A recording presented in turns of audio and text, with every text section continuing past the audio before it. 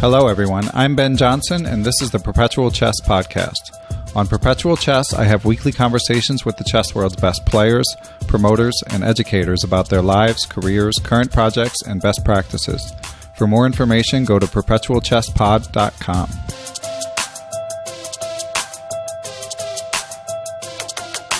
Hello, everyone. So I am here with a good friend of mine, the two-time U.S. Women's Champion, author, editor, PokerStars Mind Game Ambassador, poker player, poker teacher. Did I get all of your roles, Jen?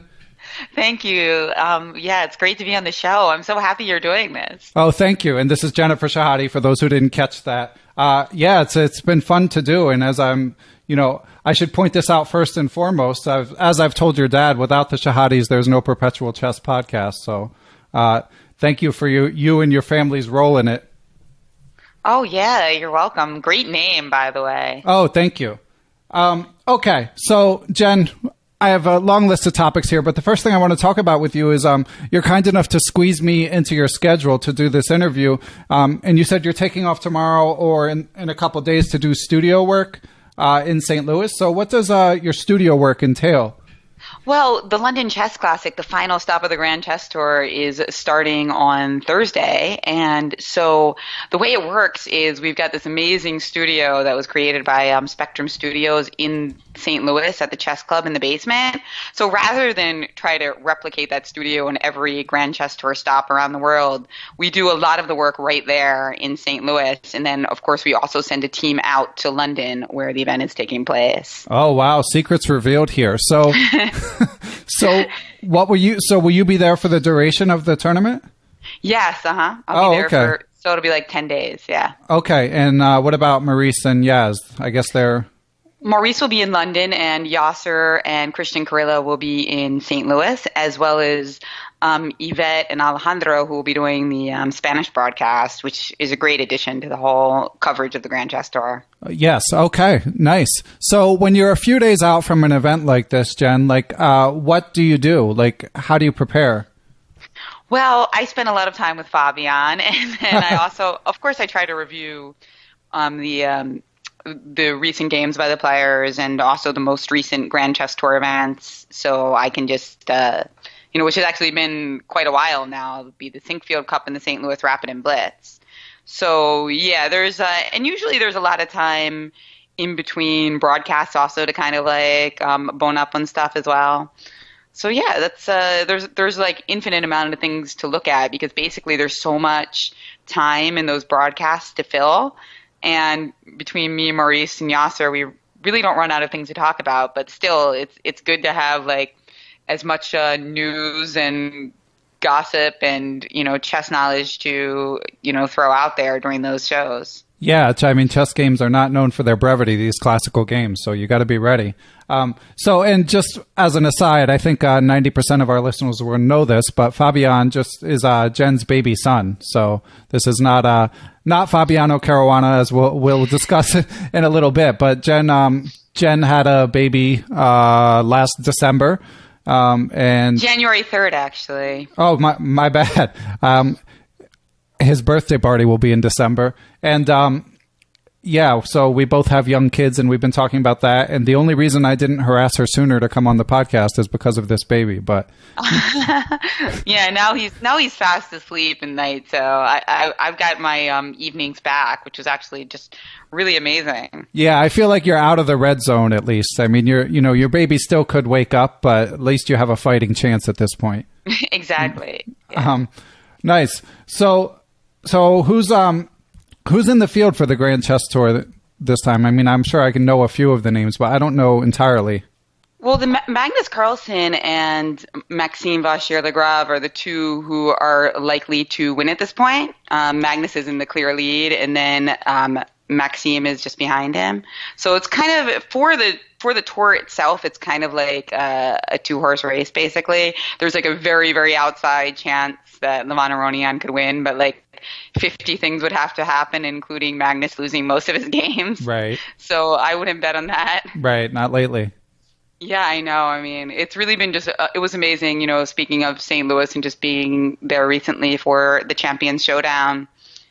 just the way that Magnus is playing Blitz and Rapid lately, it's something to watch. It feels like superhuman, really. Yeah, and it's like he's sending messages. I mean, as I said at the time, I felt like the whole slump thing was overblown to begin with. But at this point, it seems like he's exacting revenge on the board with like everything he does, whether it's Blitz or Classical or anything in between. And then in addition, Wesley So, Nakamura, Caruana, so the big American three will be there, as well as the local favorite Mickey Adams. Oh, fun! Yeah, he's a great guy. I'm sure he'd love to be on your podcast sometime. So it's going to be really exciting to see how it shakes out. So even though, of course, we've only got a couple people who can win the tour, there's the tournament itself. It's like a tournament within a tournament, which I think is really good. It adds a lot of drama. Yeah, for sure. And so there's a separate prize for the tour as opposed to the just London Chess Classic itself. Exactly. Yeah. So nice. There's those two different races, and sometimes they're both close, and sometimes only one is close. But right. That's really good because the round robin can lend to anticlimax. So you double your chances of something exciting happening by making it two tournaments in one. Nice. And I know you've been to London, Jen, but have you been there for the London Chess Classic? Like, has it always been done this way? I have a couple of times, actually. They have this big educational conference there every year to kind of bring together people from scholastics from all over the world and people who are doing innovative things in chess in the schools. So it was really interesting. I gave a talk there once about math and chess and whether you have to be good at math to be good at chess. I think we know the answer to that. What's your answer? No. Oh, good. Just making sure we're on the same page. Okay. Yeah, so definitely not. I mean, unless you kind of think of math very, very broadly as being figures moving in space, which then yes. But I think of math more as like when I think of math, I'm thinking more of like arithmetic and such. Right. Were you good at math? Not particularly, yeah. Especially not the geometry type stuff. No, I never took really any advanced math. I actually had to teach myself some advanced math when I got back into poker, specifically when I started to play Chinese poker, because it was, unlike No Limit Hold'em, there wasn't a lot of math pre-done on it because it was a new game. So I had to go and learn some math so that I could figure out things about the game, which was actually really exciting. And it made me really relate to people who learn chess as adults, because even though the deck is stacked against you in terms of becoming an elite player, of course, there is something really magical about learning these kinds of concepts when you're old enough to appreciate how elegant it is, rather than when you're a kid, it's just kind of you suck it in and you're not really rationalizing or understanding how cool it is. So trying to make a positive out of this, that right. Yes, it's hard to become a chess master and beyond when you're older, but there are some cool things that you get out of learning things when you're an adult that you don't get when you're a kid. Right. Yeah. And I mean, obviously poker is on the list of topics to talk about. But something relating to poker and Chinese poker, and I know you've had some success at open-faced Chinese poker as well. But with poker, yes, there's math, and I read the mathematics of poker, or attempted to read it, and couldn't follow it really. But I don't feel like it's the same thing as learning to calculate as an adult in chess, because if you understand the math in poker, you don't need to necessarily be able to generate super complex math. Whereas to become very strong at chess, there's no getting around being able to visualize long sequences. Do you agree with this assessment of mine? Not 100%, because I do think that to become an elite poker player, there is some kind of corollary that you need to be able to visualize your opponent's range very quickly, as opposed to just being able to do which you could do because you're good at math and counting combos, or it could just be because you've played so many hands that it kind of comes naturally to you. So I think especially these days when poker is becoming a little bit more like chess in the amount of work that people put in, I think it's a little bit more similar maybe than when you played, and it was less rigorous, the training that people put in. Wow, throwing shade on my my long ago poker career. No, but I get that. I mean, it's okay. I'm not sensitive, but I get that. But what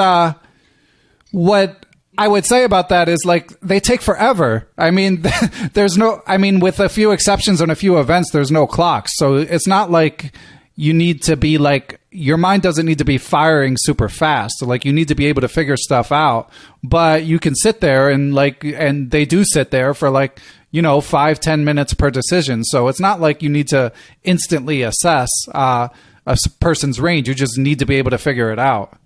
Yeah, I don't know though, because if you sit there for maybe on the river, like if it's the action's on you, you can just sit there and try to figure out like what you should do. But on other streets, you kind of might give away a lot of information if you just sit there for 3 minutes manually counting all their combos. But I wasn't trying to insult you, Ben. I know you were really very successful in poker. I think actually in a way, if you were playing poker now, it would almost even though it's tougher, so it might not be as profitable, but it would actually suit your mind in a way even more. Because I see these programs now that poker players use to become really good, and they're just so similar to chess. And some poker players are just not comfortable with that. They have difficulty getting in there and using the poker version of chess base. Interesting. So tell us a little bit more about them. Well, they're basically they call them solvers. So right, okay. I've seen you tweet about them, yeah. Yeah, you put all the information in about a hand and you get a computer solution, a game theory optimal solution, which tells you what you should do, assuming that your opponent is playing perfectly, and you can adjust the counter strategy and if they're not actually playing optimally. So you can play around with it a lot, but I think really what chess players would gain from it is they would understand its limitations better. Because poker players sometimes go in and they think that those programs are a magic bullet. Whereas for me, I see how looking at engine analysis can actually destroy somebody's brain rather than make them better. So going in with a healthy dose of skepticism is basically the first step. Nice. Okay. So that's good advice. And I guess that's a bit reassuring. And actually, Jenn, you and I are both residents of Pennsylvania, and you work for PokerStars. So I imagine you're fairly excited about the fact that online poker is coming to Pennsylvania.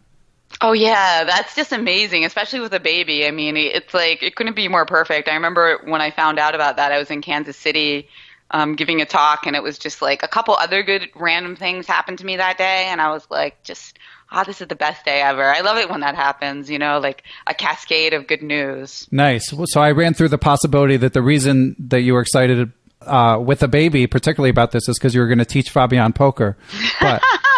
But no, actually, it's because you can spend time with him without traveling to play, I realized. Yeah, absolutely, and you can play poker when he goes to bed. I mean, right, that's perfect. In my office while I'm watching him on the little baby cam. Nice. Yeah, I might have to dust off some cobwebs and attempt to play some poker. We'll see how it goes.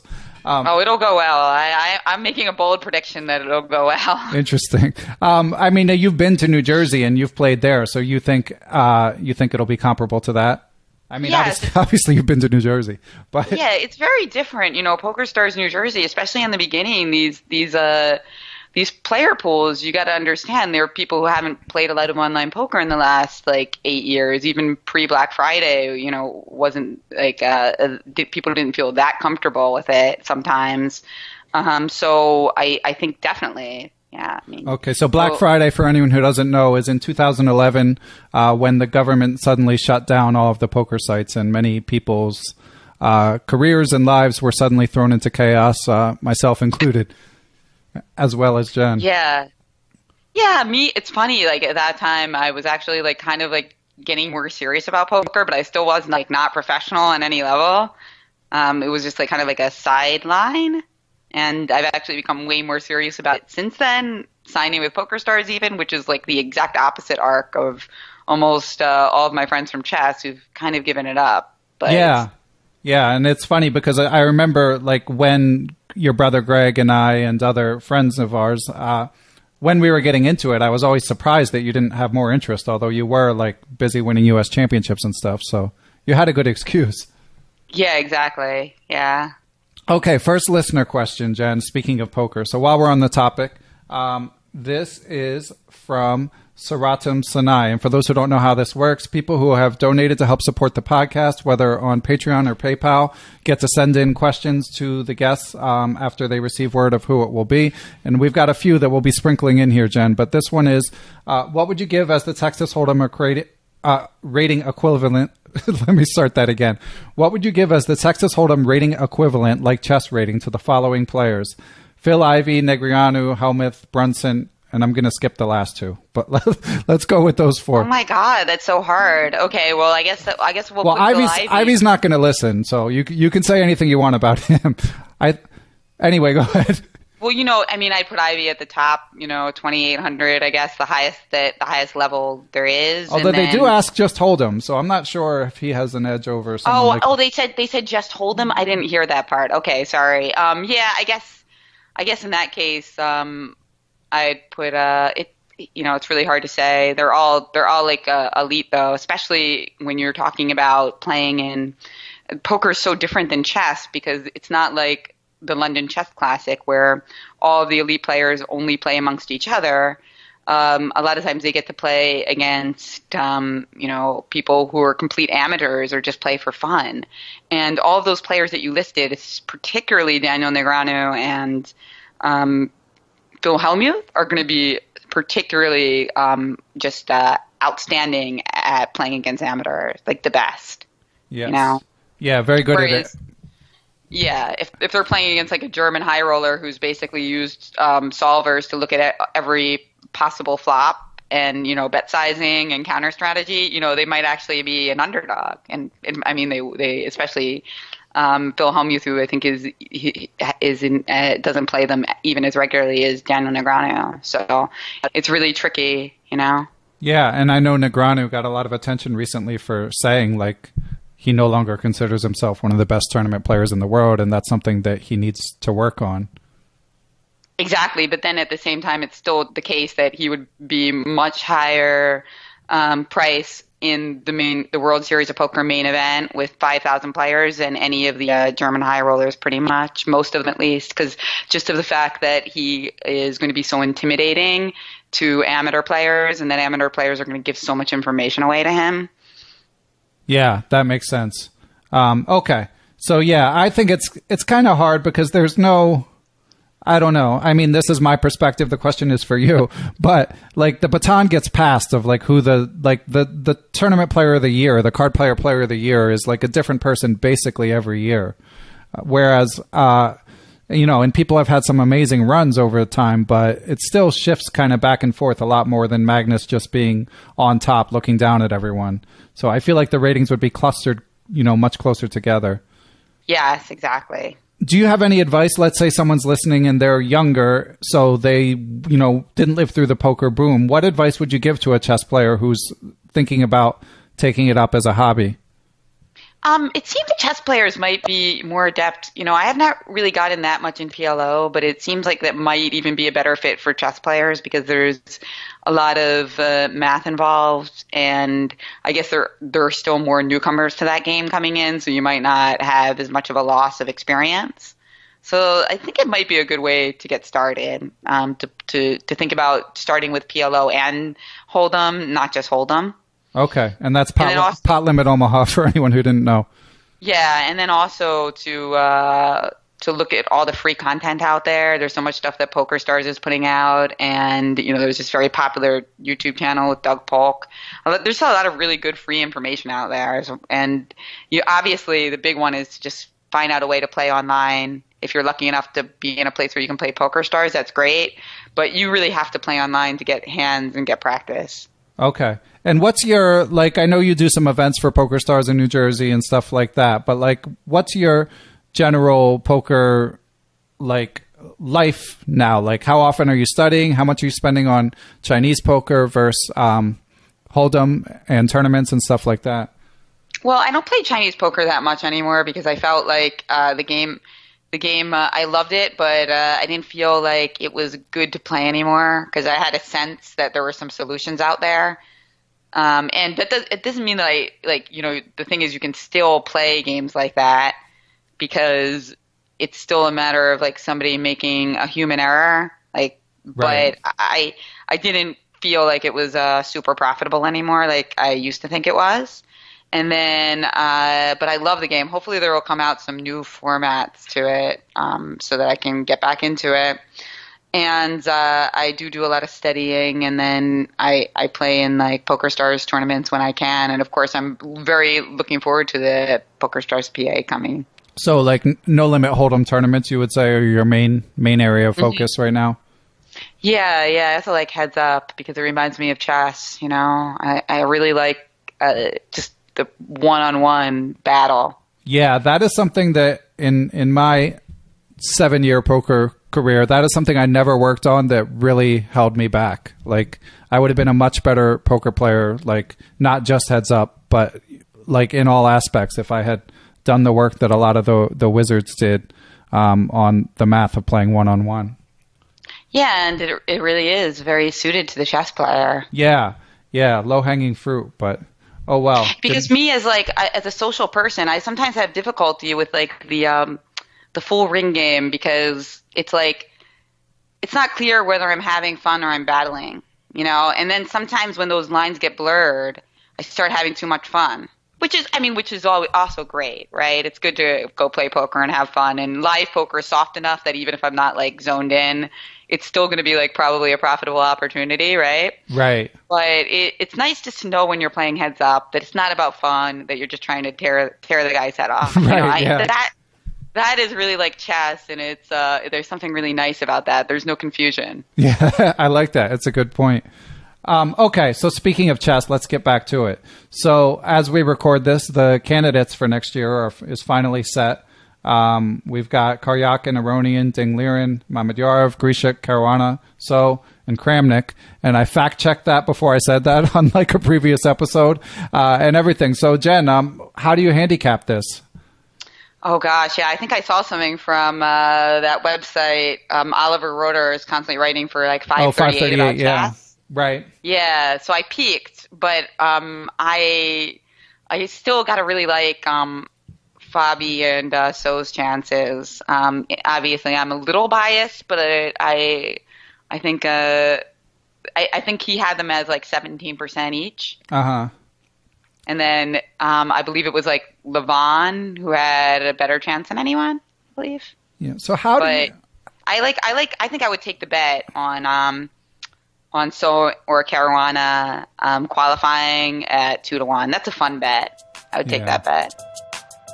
We'll be back with more in a minute, but first I wanted to let you guys know that this episode of Perpetual Chess is brought to you by ChessUniversity.com. For those of you looking to improve your chess in the near future, and who doesn't want to get better at chess, Chess University is offering a special discount to Perpetual Chess listeners. Right now, if you head to ChessUniversity.com, you can get an additional 20% off any recorded course in their online store. That includes courses by former world champions Anatoly Karpov and Vishy Anand. Those guys know something about chess. It also includes courses by previous Perpetual Chess guests, I am Nazi Pakidze and I am Kostya Kovyutsky. The various courses range from beginner level all the way up to 2200 level, and they typically combine multiple hours of video lectures along with additional puzzles and exercises for solving. These courses are already discounted for the holiday season, but for a limited time only, you can get an additional 20% discount by using the promo code PERPETUAL at checkout. So you go to chessuniversity.com, and then when you check out, you type in Perpetual, PERPETUAL, and then you get a 20% discount. It's a great way to support the podcast while working on your path to chess mastery. Chess University is also known for their Prodigy program, a monthly all-inclusive coaching program that includes many live classes from world-renowned coaches, such as 5-time world champion Vishy Anand, Carlsen's trainer and second GM Peter Hein Nielsen, former Perpetual Chess guest GM Alex Yermolinsky, and I am Lawrence Trent, plus FM Dalton Perrine, and #1 selling online coach Karav Joshi. So what are you waiting for? Visit ChessUniversity.com and use the promo code PERPETUAL during checkout to save 20% on your first course. Okay, back to the show. So how do you like account for whether someone is like quote unquote in form?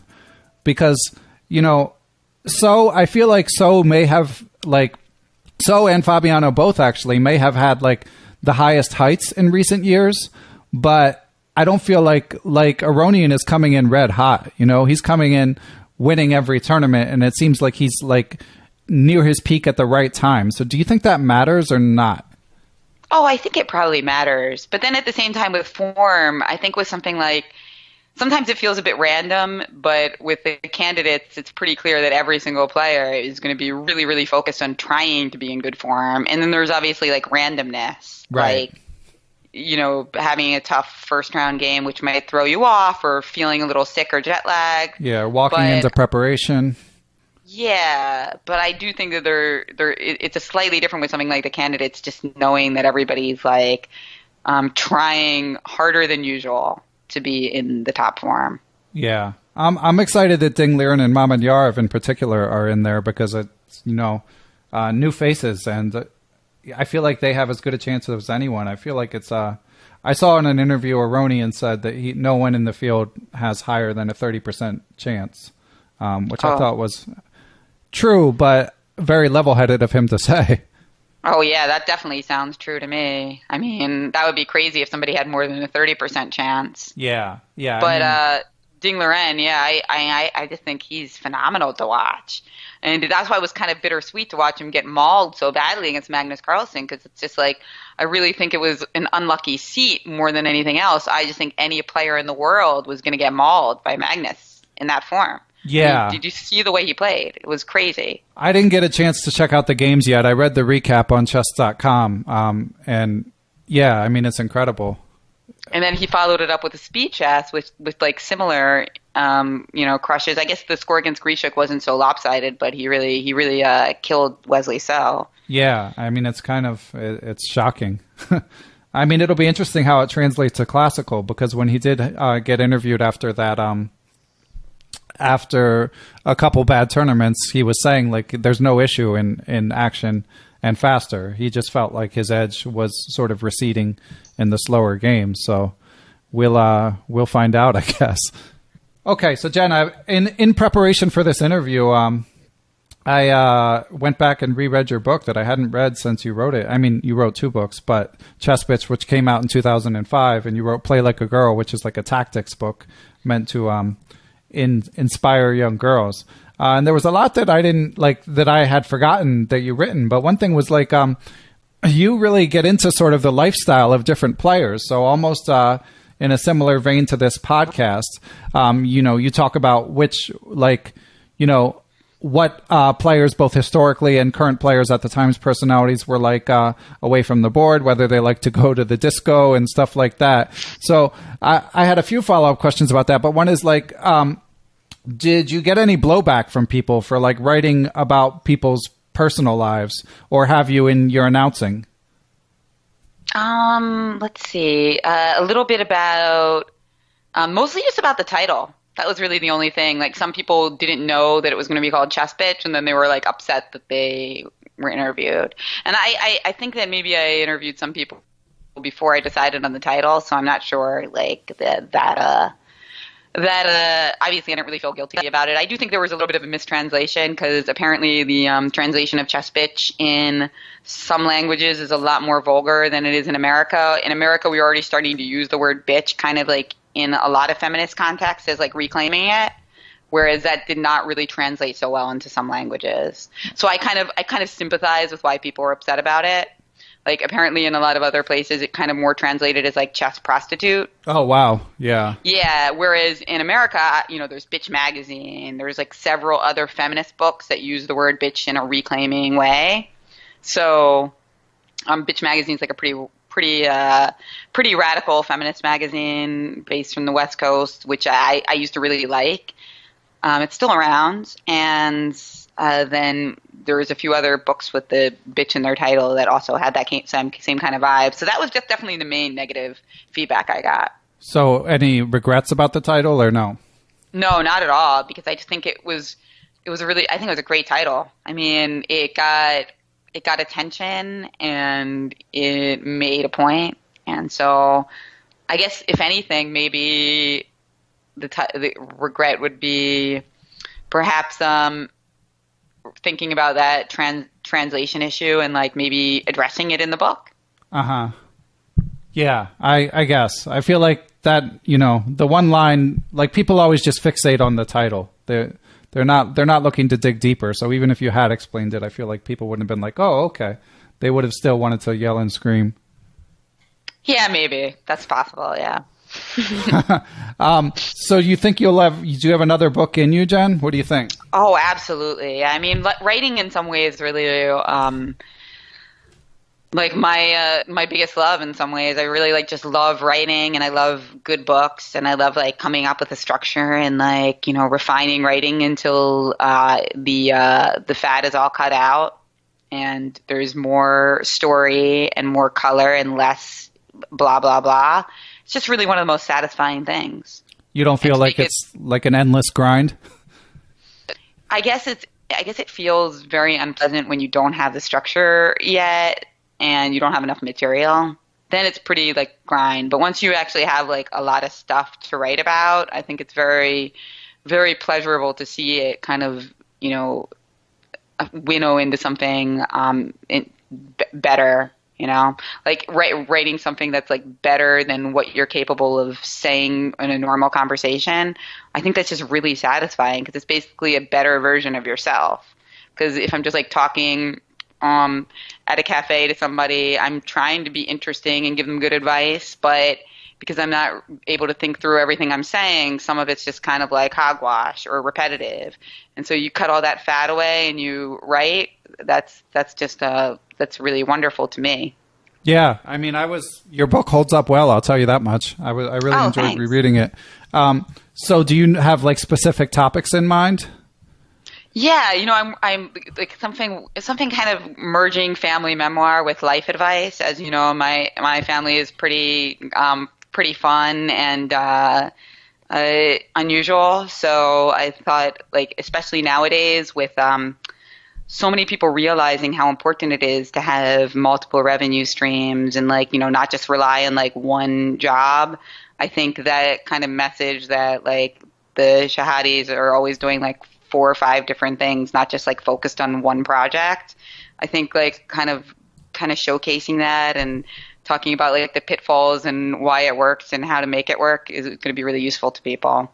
Wow, that sounds great. And you just hit like 6 topics that I have follow-up questions on. So let's see if I can hit them all. I mean, I want to talk about your family a little bit, but also one of the things I wanted to mention was, you know, I've known you since like, I mean, we're going to have to stumble through this if we actually try to pinpoint the year, but since you were in 6th grade or something like that, thereabouts, and I was a few years older. And I, you know, like a lot of chess players, I was pretty shy as a kid. You were pretty shy as a kid. And then you started to get a lot of attention as you ascended the chess world. And then you just became like this, like, huge professional in everything you do. And you know, we used to live in the same city and get to see each other a lot more. But like, I was curious generally, like how you learned to present yourself and be an advocate for yourself. So without giving away too much of the content of your book, do you have any general advice or recollections about that? Oh God, it just feels like it was like small improvements along the way. You know, like there's so many things that I wasn't good at naturally, and I just kind of like looked at people who were good at it and got better. Like whether it's like public speaking, which I feel like I've had lots of ups and downs on. And you know, I still like prepare a lot when I have to give a talk or a speech in general, but if I have to cold go through it, I'm not as lost as I used to be. Just like all these little things to like, you know, to dressing, to just interacting with people. Some things came naturally to me, but like a lot, not so much. Okay. So how do you improve your public speaking? Public speaking, there's a great article by the guy who has this blog called Wait But Why. Oh yeah, that guy's a legend. Yeah, he's really good, and he writes about how he had to give a TED Talk, and there's different approaches depending on what kind of talk you're giving. Like, when I gave my TED Talk, I basically just memorized the speech, like front to bottom, so well that I could like say it twice in the shower. Wow. And you know, just every word, like I just could say it like I roll out of bed and I could say it, you know, just like pull a string and it comes out. But of course, that's not usually realistic because you don't usually have like an entire month to craft and memorize a speech. So normally you have to take a low risk approach where like you're not going to like mess up royally, but you're also not going to like memorize every word. Like that's ridiculous. Right. So normally you take more of like an outline approach when you have something that's important, but not so important that you have to memorize every word. So I guess you kind of have to think about like how much time you have and the stakes, and then decide whether you're going to go for like the full-fledged, let's just like make this perfect, or kind of like tone it down a little bit. And the thing about toning it down a little bit and not memorizing every word is that actually sometimes that can be better. It's just a little bit riskier because it could be better or it could kind of flop, right? It couldn't, like, if you just try to cold do it, then you have the chance of just completely flopping. So that's like really risky. But if it's kind of like you give yourself like an in-between out most of the time, where if you're in the zone, maybe it'll be like a fantastic speech. But if it isn't working, then you just kind of like rely on your outline, and at least it's not going to be like horrible. Okay. That's so a bit of improv involved, but I guess like with experience, you'd get better at that as well. Okay. And what about the business side? Like, if someone wants you to make an appearance somewhere, you don't have anyone like you don't have an agent, so how did you figure out like what to ask for and what you needed and when offers are attractive and stuff like that? Yeah, that's a really good question. I mean, it's always good to have somebody mentoring you on those things, even if you don't have an agent. Always try to ask for advice. Like, people like to, in America, we create a lot of shame around money and like talking about money. Like, it's not okay to do, but actually it's like always really good if people try to like share information with their friends about like what they're charging for chess lessons or appearances, because then you guys can kind of like, if one of you is undercharging, you can like adjust that, and that's actually good for the other person too, because then their student's not going to like go to the other person. Right. So I think just like, try to reach out to people and find out and get advice. And, always just like you had one of my favorite people, favorite writers, bloggers, James Altucher, on the show. And he's got so much good advice about this kind of stuff. Yeah. That you should always just try to provide a lot of value and say no a lot also. Like, don't try to fight it. If there's an opportunity and like, the cost isn't that high and you don't really want to do it, then don't do it. If I always tell poker players this, because poker players are like not very good with this kind of thing. Somebody asked them to coach them, and they charge like some reasonably hourly rate. But then the coach doesn't want to do it. And I'm like, well, what's your hourly? And they're like, oh, it's like $200 an hour. And I'm like, but how much time are you really spending for that 1 hour to like look over the person's hand histories and then like figure out what to tell them and stuff? And they're like, oh yeah, like maybe like 3 or 4 hours. And I'm like, yeah, that's why you don't want to do it. Like, right. Obviously. So either raise your rates or talk to the person honestly about how much work you're putting in, and then, make sure they understand that they have to pay for that as well. Yeah, that's good advice, and obviously applies, like you said, to poker and chess alike. I mean, in poker, the opportunity cost might be higher because the people who are profitable poker players make a quite high hourly rate just playing poker, whereas in chess, sort of, for most people, like, the teaching is the business, but still you have to account for, if you're going somewhere, you have to account for travel time, and if you're just preparing, you have to account for prep time. So yeah, that's super helpful. So this brings up another question I had on my list, which is like, when you do have a chess student, what's your general approach? How do you try to help your chess students? Well, I think a lot of times I have a few adult students, and I think there's just so many psychological issues with adult students that it's very important to address. Like, I always encourage people to journal and write things down. Whether if they use longhand, that's great. But otherwise, just try to describe things to themselves in their own words. It's really important, because otherwise, I think a lot of times like studying of an opening just kind of like washes over, and it's hard to memorize it. So that's one thing I really try to instill. And then, of course, also the very hard work of just making sure that you're visualizing and doing some like heavy lifting, right? Like, if you're training in chess and it doesn't feel difficult, then maybe you're not doing it right. Yeah, that makes sense. That's good advice. So, like, do you select materials for your students, like tactics and stuff like that, beyond looking at their games, or like how do you know that how do you make sure that they're doing something that pushes them? Yeah, sometimes I select the homework and then also give assignments like making chess-based files for certain openings so that I can like see that they're doing it. Those would be some of the things I would do. Yeah. Okay, sounds good. And I don't have, but I'm so busy with poker and chess. I really only have a few students. I don't really do a lot of chess teaching. I love doing like special guest lectures for girls.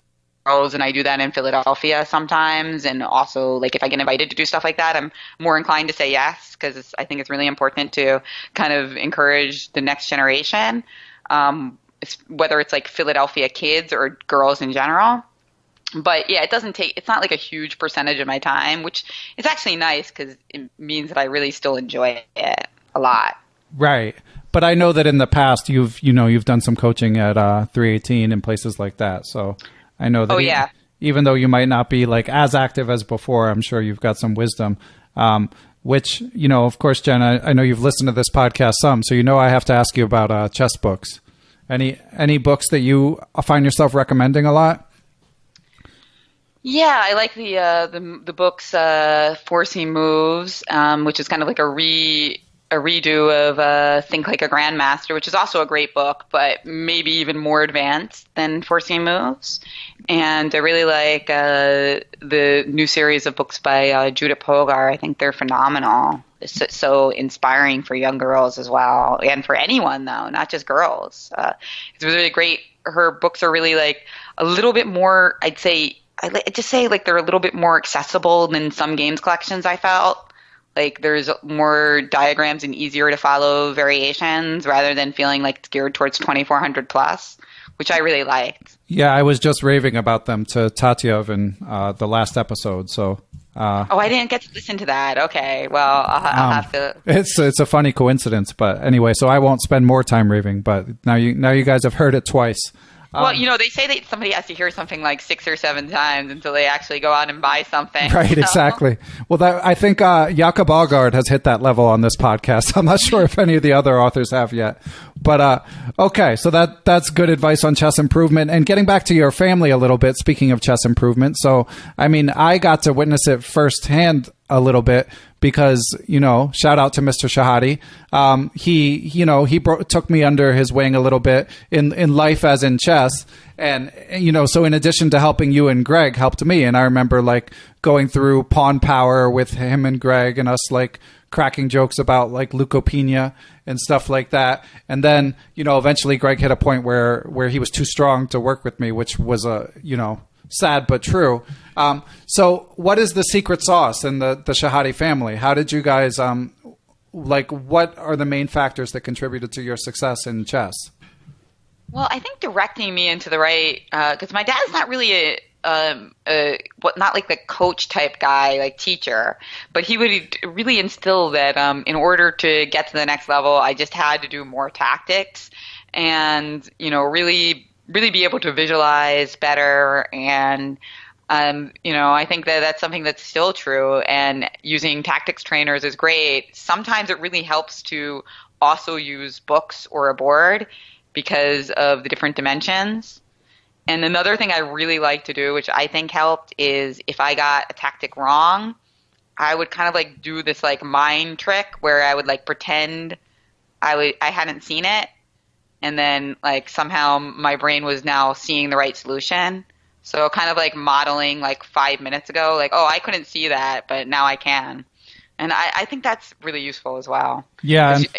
Sorry, go ahead. Oh, go ahead, yeah. Well, I was just going to say, I think, a lot of listeners are familiar with, your announcing and your personality, but they might not know, like, your chess style was, like, just fierce attacker.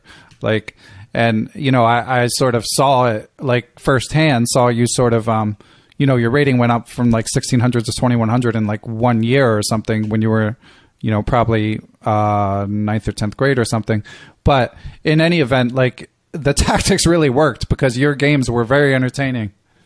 Yeah, thank you. Yeah, the one negative of that kind of style is that it really requires more upkeep. Like it's harder to like sometimes I do like to play blitz and I like to play like a blitz tournament or a rapid tournament, but it would be much easier like if I had like a more tame style, because then I could just like go back to it. Whereas it's like harder to just like, go back and play like the Open Sicilian.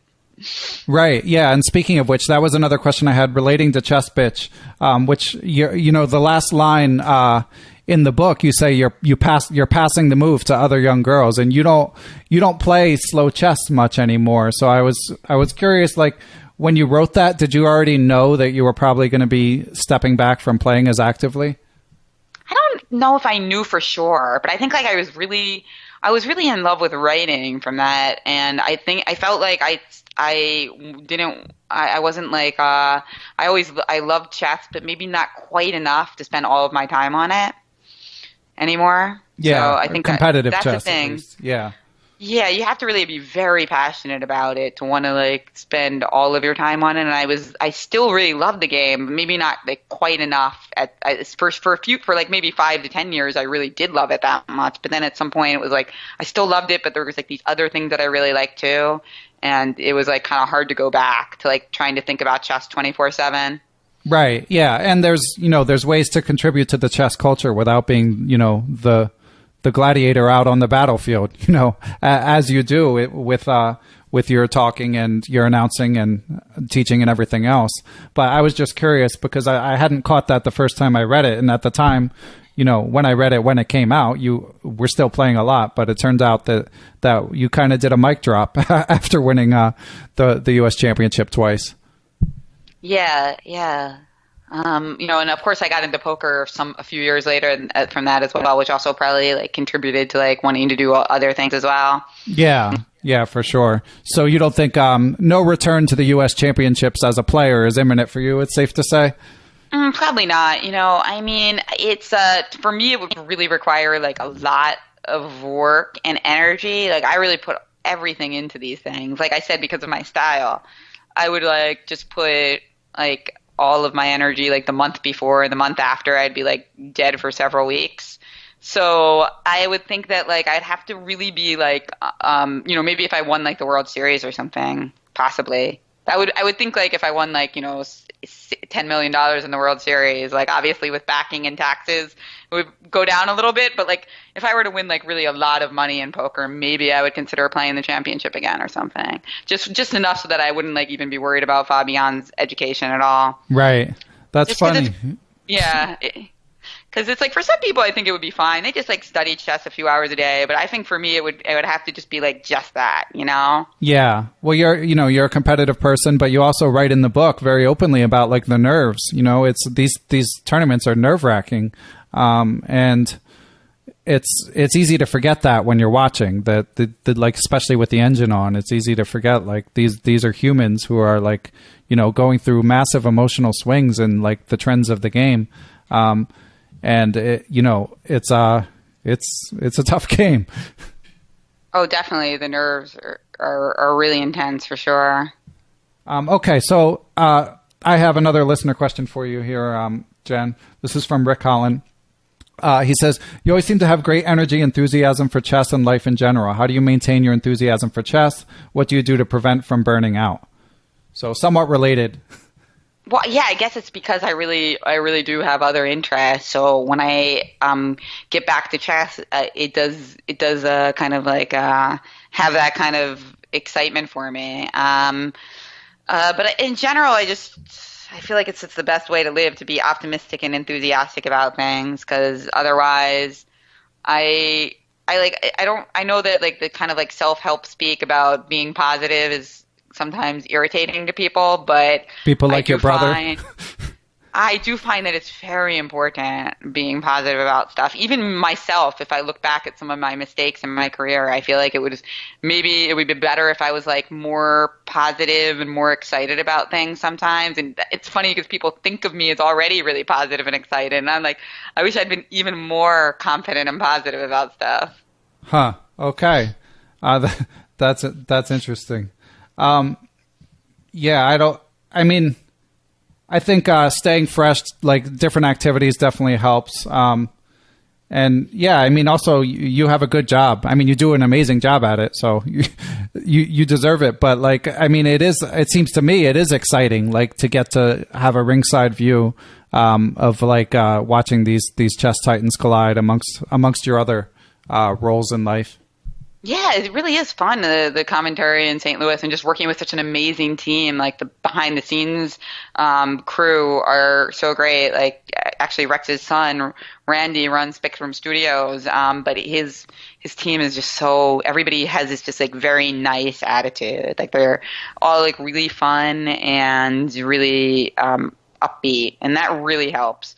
The no asshole rule is like 100% in effect in the coverage of the championships. Nice. That's good to hear, because a lot of assholes are being uncovered in the media recently. So I'm glad it doesn't apply to your coworkers. Okay, another listener question. This one is from supporter of the podcast, Mike Klein. So you know it's going to be a joke. So, okay, I'm bracing myself. Right. So Mike says, you ended up naming your son Fabian, just a little shy of Fabiano. Without getting too far into Freud or the subconscious, can you tell us how seriously you considered Hikar or Got or Bob, B-O-B-B? And can we safely assume your first girl will be Naz, N-A-Z? Well, what about Yifan or Judith? Yeah, that's Judy, I guess it would be. Yeah, some people ask me, a lot of people have asked me about that. Like, did I name Fabian after Fabiano? And the answer is really yes and no. The way it happened was, legend had it that when my brother Gregory was born, that my dad really wanted to call him Anatoly. That's why my mom said she's passed, so she can no longer tell her side of the story. Right. My dad always insisted that it was a joke, that he didn't want to call Gregory Anatoly Shahade. That just doesn't really have a ring to it, right? Right. So it was kind of like every Thanksgiving this topic would come up, and Dad would insist it was a joke, and Mom would say, "No, you really tried to call him Anatoly." So fast forward to when I was pregnant, I called up Dad when we found out the gender of the baby and said, well, we've narrowed down the names to Magnus and Fabiano. This was our clever way of explaining that it was a boy. Right. And so he was excited, and we hung up the phone, and then we were just like, wait a second, like Fabi, like we just kept using this name Fabi for the next like few months when I was in Vegas playing the WSOP. Like he would text me like, how's Fabi doing? And after that, it was all gone. It was like we couldn't backtrack because Fabi was just like such a cool name. Nice. Yeah, and it suits him. I mean, he's little guy has personality for sure. So yeah, and Fabian, we did drop the O because we don't have any Italian heritage, but like we're really thrilled with it. So nice. And how's what's your 30,000 foot view on motherhood generally now that you're almost a year into it? Oh, it's great. It's much better than I expected. I guess that's one thing that maybe I was referring to. Like, even though I seem enthusiastic and positive on the outside, like obviously, like sometimes that masks ennui and cynicism, right? Like you're putting it on to hide things. And I would say that in terms of something like motherhood, I was very cynical. Like I thought that pregnancy was going to suck and that the first year was going to be like so like boring, and that I was going to like regret being at home instead of being at poker tournaments. Well, I mean, all of this was just, and that I wouldn't want to travel with the baby because it would just be such a pain. I mean, everything I thought was just so wrong. I mean, literally, I was wrong about everything, and not just wrong by a little bit. Like, I was just completely, like, 180 degrees wrong. Yeah. I loved being pregnant. I loved traveling with Fabi. Like, I mean, of course, like,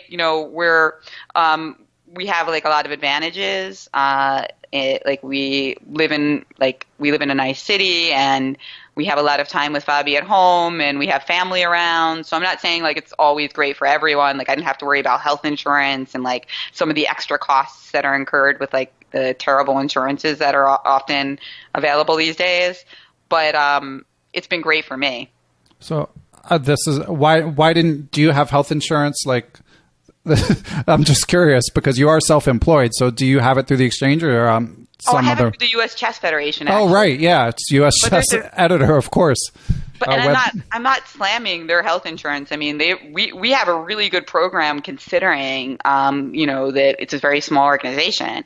It's just the state of the country now. Yeah, for sure. A lot of money. No, my wife and I are both self-employed, and we just re-upped our health insurance, and the same package was like $500 a month more than the one prior. So yes, I mean, and that's not like, that's far from ideal, but like where there are other families where that's like, that's just devastating, and that's not the situation we're in. But yeah, things can be tough. So it's good to appreciate when the advantages you have, or the comforts.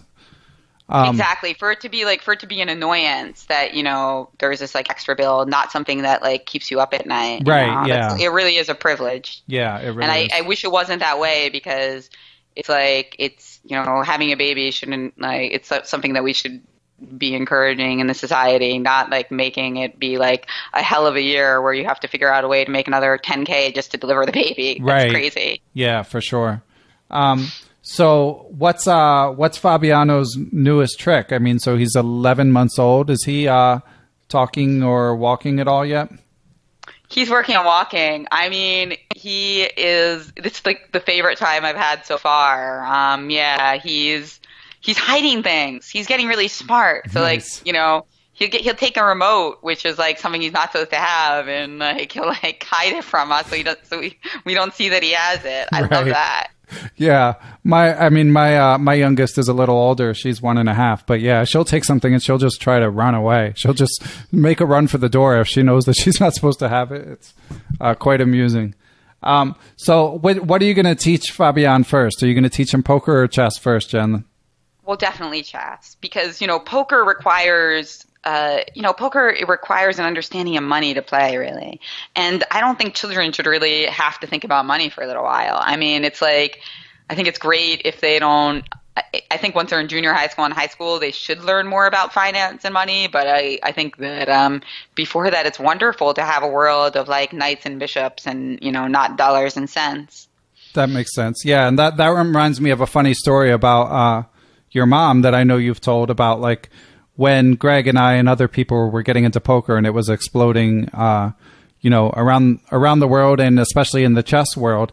And in contrast to everyone else's mother, including my own, she would ask you, like, why aren't you playing poker? Yeah. She was like, what are you doing? It's free money. I remember her telling me that. Yeah. It's funny. So when your kid gets older, like, your general philosophy about poker, like, would you encourage him to play at, say, 18? Like, or do you think it's a good activity to introduce kids and, kids in general, but also games players too? I think yes, if you can get a sense of whether or not, because gambling is like drinking, and poker doesn't have to be a gambling game. It could be like an intellectual math finance game. But of course, there's also the potential to make it into a gambling game. So you should get a sense of whether or not your child has that instinct, and if they do, that's like something you probably don't want to push them towards. I've been lucky enough not to have the addictive personality when it comes to alcohol or drugs or gambling, but I can kind of relate to it because I do have a bit of an addictive personality when it comes to sugar. So I can understand it. Like, if there's, like, for instance, if there's a plate of brownies across the room, like, it's difficult for me to think about anything else sometimes. Like, literally, like, I know it sounds like a joke, but it's like seriously, like, annoying, because it's like, on one hand it's like delicious when you get them, but it's also just like it's hard for me to think straight. And as I understand, like, people who are alcoholics or gamblers are often like, their brains kind of work the same way. Like, they just like can't stop like thinking about that compulsion when it's around. And, they have to like, go through all of it until like the money is gone or the bottles are gone. And, I'm lucky enough that it's like my vice is like pretty manageable. Right. But it's yeah, it's something that if you have it, you probably shouldn't go into poker. So are you taking stock of Fabi's personality? How's he shaping up as an 11-month-old? I think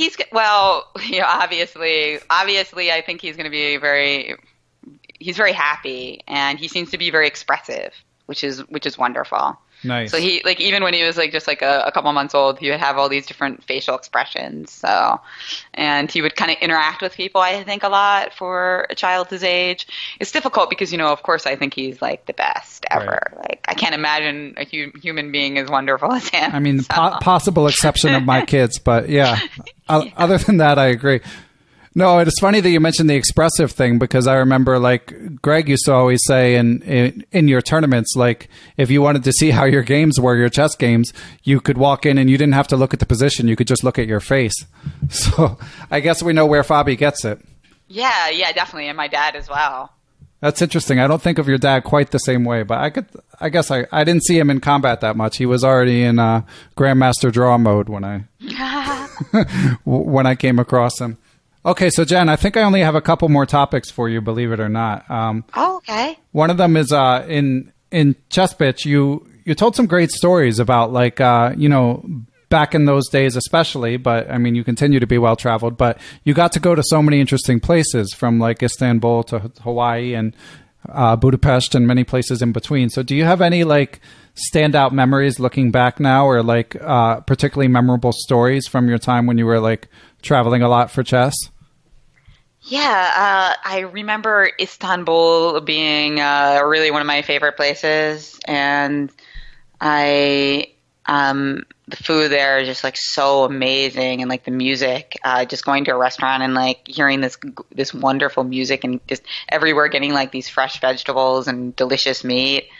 That was probably one of my favorite places. Curacao also, I used to play in the Curacao Chess International every year. That was a phenomenal experience every year. Yeah, it's one of the great things about chess, being able to travel to all these places, especially for children, being able to see all these different places and experience different cultures and see how how you can interact with all these different people of different ages and cultures. That's probably the one of the major things that I think is good for kids in chess, actually. Yeah, hopefully they get time to actually do that. And I know it can be hard to balance like playing and traveling, but I mean, I feel like just seeing all the kids from different cultures has value, even if you don't. Obviously, ideally, you'd get to like go experience it and see the sights, but just like the way it connects people generally has, really can alter your life, the way it changes your perspective. Yeah, especially now it's probably even better because people, like, as soon as they make these friends, they connect with them on Facebook and Instagram, and now it's like really easy to connect with their friend for life, whereas before you might kind of like lose touch and just see each other at like the next tournament, and if somebody stopped playing chess, you might like permanently lose touch with them, whereas now I imagine these relationships just like really last forever, which is fantastic. Yeah. We actually just had a big success in Italy. Jennifer Yu won the bronze medal in the World Girls Championship. I mean, it just seems like these days the American kids are really just crushing it almost every year. Yeah, and that was one thing that was interesting about looking back over Chess Bitch, is like how much the chess culture generally, but the U.S. chess culture in particular has changed over these. I guess it's been 12 years, but 12 years doesn't seem like that long. But chess, I mean, I remember it seemed much more fringe at the time of your writing Chess Bitch. Yeah, it's really going fantastically. I mean, there's so many positive forces working in our direction, like with the scholastic programs all over the country, and then all of the resources in St. Louis between the World Chess Hall of Fame, which I'm on the board of, which is basically like a museum devoted to chess, and then the chess club in St. Louis, and U.S. chess is growing again, and Magnus Carlsen winning the world championship was also huge impetus to getting more press and interest in chess in the United States. So, because he visits here a lot for promotions and stuff. Right. So yeah, it's just everything seems to be going in our direction, and I think it's going to continue for a little while. Nice. That's good to hear. And do you think, so people ask me this, and I'm no Jenn Shahade, but people ask me, as it relates to my kids. So do you think that like if Fabi shows an interest, do you think you would like encourage him to play competitive chess, or like how will you approach that, or have you thought about it much yet? Yeah, I think it would be cool. I mean, it's just so exciting to see his mind develop. So to see him like play chess, that would be like really thrilling. And I think it's somebody who understands that short-term winning and losing isn't really that important. I will avoid being like a crazy chess parent. Oh man, I've been watching my 4-year-old Henry. He just picked up Chess Kid. Shout out again to Mike Klein. And he plays mainly the computer because he doesn't really want to wait for like other kids. But there's this one computer that's like the worst chess player I've ever seen in my life, called QWERTY. It just hangs. It plays like no human. Like even like, you know, I've taught tons of beginner kids, but none of them hang their pieces as quickly as QWERTY. So Henry just like instantly moves, and I cannot get him to slow down. And I see now like how hard it, like this is my first experience as a parent, seeing like how much harder it is when it's your own kid than someone else, because it's tough to watch even when he's winning. Yeah, no, I understand. Even now, I can see like that Fabian physically has the ability to walk, but he doesn't really want to. He just because it's like easier just to like crawl from A to B. Right. And I have to resist my temptation because I'm going to the London Chess Classic coverage in a few days, so I like don't want him to walk when I'm gone. But then at the same time, I'm like, it really doesn't matter. And I shouldn't like get in this habit of like trying to force something that's not happening, because in a way, it's also very logical. Like if he tries to walk and he's not really ready for it, he might fall. And then if he knows 100% he can crawl from A to B, so I can't really blame him. And I don't think I should like kind of like mess with like the logical progression. But of course, I'm going to be sad. Right, the impulse is there, but yeah, you have to resist it. Okay, so I think just two more questions, Jen. Number one is so getting back to like memories and stories. I mean, you had quite a storied career playing. So do you have like, if you think of like the highest high in your time playing, what comes to mind? Well, team chess is so thrilling. And I remember that we, in Slovenia and Bled, the U.S. team beat the Chinese women's team in a really critical match. I mean, we didn't end up medaling in that event, but I won my game as well. And I remember that was just like such a thrilling experience with like Irina being on the team and being such a good friend of mine at the time.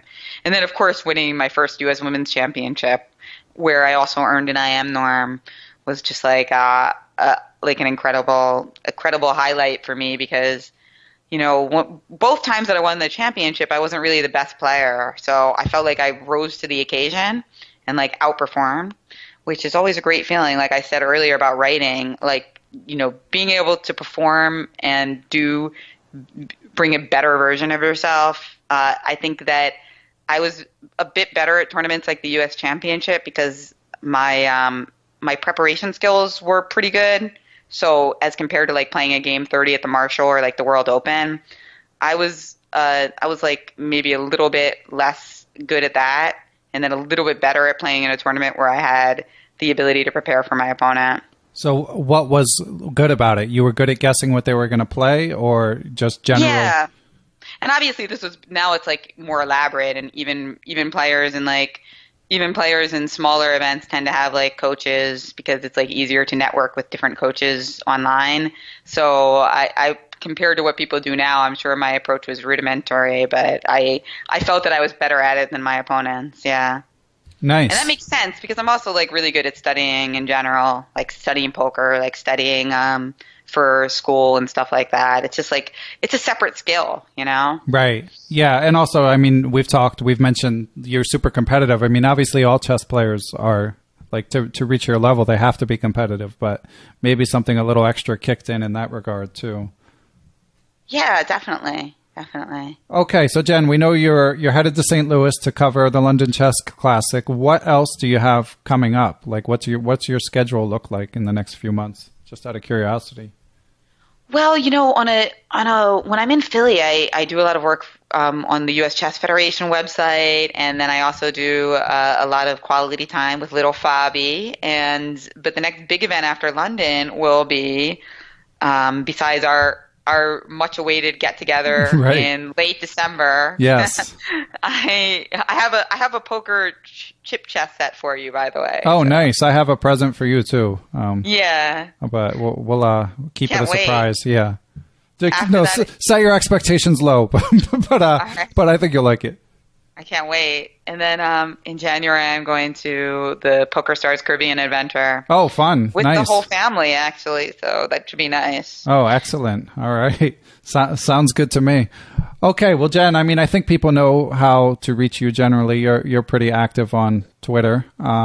Any other thing I should put up in the show description? No, just Twitter and Instagram is probably where I'm like the most active with my updates. And since we did talk in the beginning of the show about the London Chess Classic, perhaps a link to where people can watch that. Yes. Yeah, for sure. I'm looking forward to it. Okay, well, Jenn, thanks for finally coming on to Perpetual Chess. It's been a lot of fun. Yeah, I enjoyed it a lot too. You're doing so well with this. Oh, thank you. Your interviews, they seem like your skills at interviewing are getting better all the time. So I hope so. I mean, at the beginning, they kind of had nowhere to go but up. But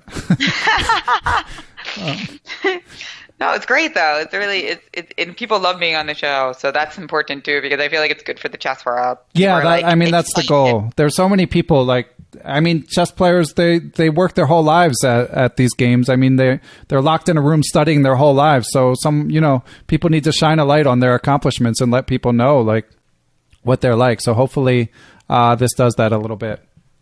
Yeah. Well, I also think at some point you should come to St. Louis and do some kind of live show because I feel like you still haven't been there, which is crazy. Yeah,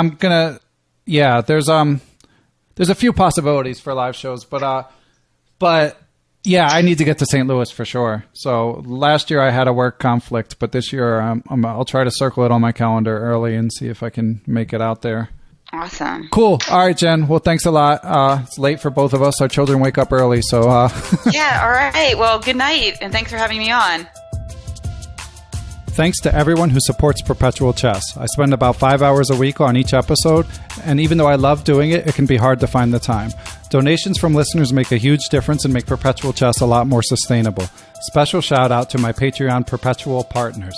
They are Johnny McMenamin, Todd Bryant, Greg Shahade, Jen Scream, Timothy Ha, Tatya Vabramahan, Paul Sweeney, Jennifer Shahade, Pascal Charbonneau, Zhao Cheng, Kelly Palmer, Matthew Tedesco, Gary Andrews, Krishna Galapakrishnan, Ricky Grahava, Chris Flanagan, Coach Jay's Chess Academy, Rob Lazorchek, Jennifer Valens, Tim Seymour, and Chris Wainscott.